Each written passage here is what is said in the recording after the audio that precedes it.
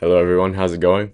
Today I'm going to be explaining exactly why hydration, cellular hydration of the body has like nothing to do with drinking water. So let's get into it. So the mainstream will tell you need at least 8 cups of water a day for perfect hydration. And this is just silly. Like even these water bottles, which will have like all these milestones, like drink like 2 liters of tap water a day, especially tap water. Which is super poisonous, has a bunch of toxic chemicals, um, high in deuterium, also literally no minerals. Even if you're drinking this much spring water, that's not good for your hydration. So your mitochondria, which is what this is, just an image of mitochondria, produce metabolic water from oxidizing macronutrients such as fat. So when you oxidize fat, you get H2O, water, metabolic water. You get CO2, which is what you breathe out. And so that's where the CO2 that you breathe out comes from. It comes from cellular respiration. And then you also get ATP for energy. And so when you oxidize fat, you produce 1.1 grams of water for each gram of fat.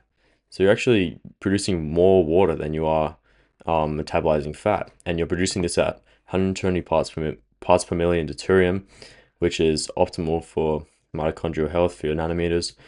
Any more than that, you'll overload your nanometers and they will slow down ATP production. Some cellular respiration will slow, and your metabolic water production will also slow down as a cause of that, as a byproduct.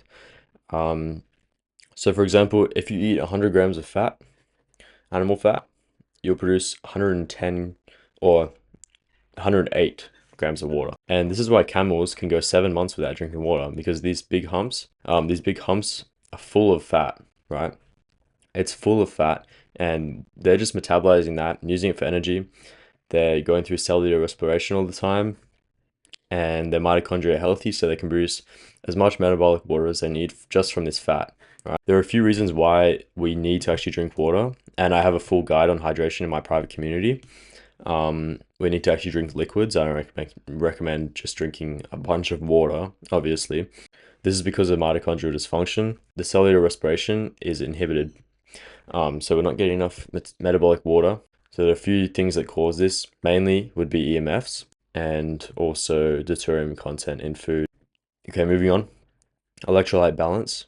So you need a perfect ratio of electrolytes of sodium to potassium in your cells and outside your cells to create this osmotic balance, which is what drives water into the cell at the perfect amount. So this NAK ATP phase pump, so basically it's pulling 2 potassium ions in and pushing 3 sodium ions out of the cell at all times. And this helps it maintain the osmotic gradient. So we can see here when you have a hypertonic solution, which is too much salt, too much sodium, the cells get dehydrated and shrivel and die. So that's what is happening to all you people who put salt in your water and you think it's hydrating. You're just altering the balance of minerals that you get perfectly from raw food. And then you're severely dehydrating your cells. This is a blood cell, by the way. So this is what Arjun talked about.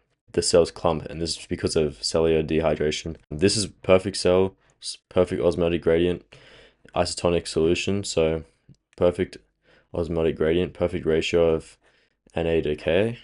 And then here we have a hypotonic solution. So this is a lack of electrolytes. They will swell. This is overhydration. The objective biochemical ideal of Na to K is a ratio of 1 to 3. And you can see in all these raw foods, we have an around perfect ratio and around ideal ratio. This is the closest foods to ideal in terms of sodium to potassium content. So people will be like, oh, you need salt to survive. Our body needs this amount of salt a day. Yeah, your body needs the chemical salts, which are compounds made up of cations and anions, not crystallized rocks.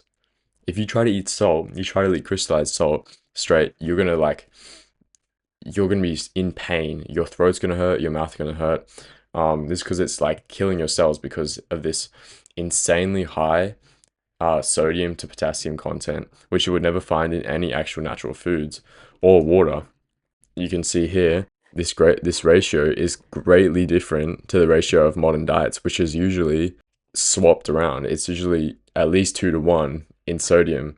So people are having 2 times the sodium because of added salt than they are potassium. And this is why everyone is always drinking like 2 liters of water a day. They're so thirsty all the time because they're so dehydrated because of a bad NA to K ratio.